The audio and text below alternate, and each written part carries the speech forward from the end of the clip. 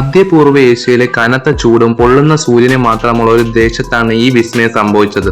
കാറ്റും മണലും മാത്രം അറിയുന്ന മരുഭൂമിയിലേക്ക് കടലിന്റെ വെള്ളം കൊണ്ടുവന്ന് ജീവജലമാക്കിയ കഥയാണ് ഇന്ന് നിങ്ങളോട് പറയാൻ പോകുന്നത്. ഇസ്രയേലിന്റെ തെക്ക് കിഴക്കൻ ഭാഗത്താണ് നെഗേവ് മരുഭൂമി സ്ഥിതി ചെയ്യുന്നത്. ഇവിടെ വെള്ളം കിട്ടാത്തതിനാൽ ഇവിടെ കൃഷി അസാധ്യമായിരുന്നു. മഴ ലഭിക്കുന്നത് വർഷങ്ങളിൽ ഏതാനും ദിവസം മാത്രം. വേനൽക്കാലത്ത് താപനില പലപ്പോഴും 45 മുതൽ 50 ഡിഗ്രി വരെ ഉയരാൻ സാധ്യതയുണ്ട്. വെള്ളമില്ലാത്തതിനാൽ പല ജനങ്ങളും മറ്റു രാജ്യങ്ങളിൽ കുടിയേറി താമസിക്കുവാനും തുടങ്ങി. പക്ഷെ കുറച്ചു ദൂരത്ത് അകലെയാണ് മെഡിറ്ററേനിയൻ കടൽ. കടലിൽ വെള്ളമുണ്ട്, പക്ഷെ ഉപയോഗിക്കാൻ സാധിക്കില്ല, കാരണം അതിൽ ഉപ്പുണ്ട്. അതുകൊണ്ട് കൃഷി ചെയ്യാനും സാധിക്കില്ല. പക്ഷെ ഇസ്രയേലിയൻ സർക്കാരിന് ഒരു ധൈര്യപൂർണമായി ചിന്തിക്കേണ്ടി വന്നു.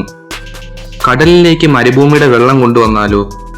അങ്ങനെ ഏകദേശം $3 ബില്യൺ ചിലവഴിച്ച് ഡെസേർട്ട് വാട്ടർ പ്രോജക്റ്റ് ആരംഭിച്ചു. കടൽ ജലത്തെ ഒരു നിർമ്മല നദിയാക്കി പിന്നീട് ശുദ്ധജലമാക്കുന്ന പദ്ധതി. റഡാർ പരിശോധനകൾ, നൂറുകണക്കിന് കുഴിവെട്ടുകൾ, ഏത് ഭാഗമാണ് വെള്ളത്തിൽ ഇളഞ്ഞു പോകുന്നതെന്ന് കൃത്യമായി വിലയിരുത്തി മണൽത്തട്ടികൾ വെട്ടിമുറിച്ച് വലിയ ബുൾഡോസറുകളും റോളറുകളും ഉപയോഗിച്ച് ജലം ചീറ്റിച്ച് മണൽ കട്ടിയാക്കി മാറ്റി. മരുഭൂമിയിൽ ഒരു നദിക്ക് പാത വരയ്ക്കാൻ മനുഷ്യർ ഇവിടെ കടുത്ത പോരാട്ടം തന്നെ നടത്തി. ഏകദേശം 250 മൈൽ ദൂരം ദിവസേന 70 ടൺ മണലും മണ്ണും നീക്കം ചെയ്തു. ഏകദേശം 1200-ലധികം തൊഴിലാളികൾ പൊള്ളുന്ന ചൂട് ഷിഫ്റ്റുകളായി ജോലി ചെയ്തു. കൂടുതൽ വീതിയുള്ള വലിയ ആകൃതിയിൽ നദിയുടെ പാത സൃഷ്ടിച്ചു. 150 അടി വീതിയും 23 അടി ആഴമുള്ള ഒരു വിപുലമായ ജലപാത. വെള്ളത്തിന്റെ സഞ്ചാരം കൃത്യമായി തുടരാൻ നദിയുടെ താഴ്ചയിൽ ഓരോ 100 അടി ദൂരത്തിന് 1 ഇഞ്ച് മാത്രമുള്ള ചരിവ്. അത്ഭുതകരമായ കൃത്യത, സാറ്റലൈറ്റ് ചിത്രങ്ങൾ, റഡാർ പരിശോധനകൾ, നൂറുകണക്കിന് കുഴിവെട്ടുകൾ. ഏത് പ്രദേശമാണ് വെള്ളത്തെ ഒലിച്ചു പോകുമെന്നുള്ളൊരു ഭീഷണി.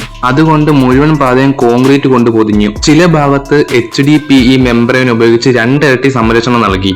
കാറ്റടിച്ച് മണൽ ഇളകാതിരിക്കാൻ മരങ്ങൾ നട്ടുവളർത്തി. എല്ലാ പ്രതിസന്ധികളെയും മനുഷ്യൻ തോൽപ്പിച്ച് എല്ലാ പരിശോധനകളും കഴിഞ്ഞ് വെള്ളം തുറന്നുവിട്ടപ്പോൾ മരുഭൂമിയിലെ വരണ്ട വഴിയിലൂടെ ആദ്യം വെള്ളം ഒഴുകുന്നത് കണ്ട നിമിഷം വർഷങ്ങളുടെ കാത്തിരിപ്പ് വിരാമമായി. ജനങ്ങൾ ആഘോഷിച്ചു.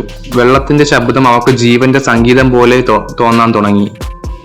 പക്ഷെ കുടിക്കാൻ പറ്റില്ല, കൃഷിക്ക് ഉപയോഗിക്കാനും പറ്റില്ല. ഉപയോഗിച്ചാൽ കൃഷി നശിച്ചു പോവുകയും ചെയ്യും.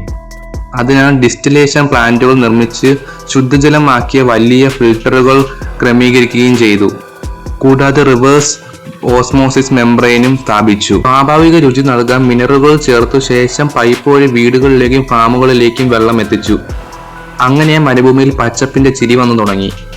ഓറഞ്ച് തോട്ടങ്ങൾ, മുന്തിരിത്തോട്ടങ്ങൾ, ഗോതമ്പ് വയലുകൾ, പനനിരകൾ, ഗ്രാമങ്ങൾ തിരികെ ഉയർന്നു വന്നു ജീവിതത്തിലേക്ക് തിരിച്ചു വന്നു. സാറ്റലൈറ്റിലൂടെ നോക്കുമ്പോൾ ഒരു പരന്ന സ്വർണത്തിന്റെ നടുവിലൂടെ ഒരു പച്ച നദി ഒഴുകുന്നത് പോലെ തോന്നും.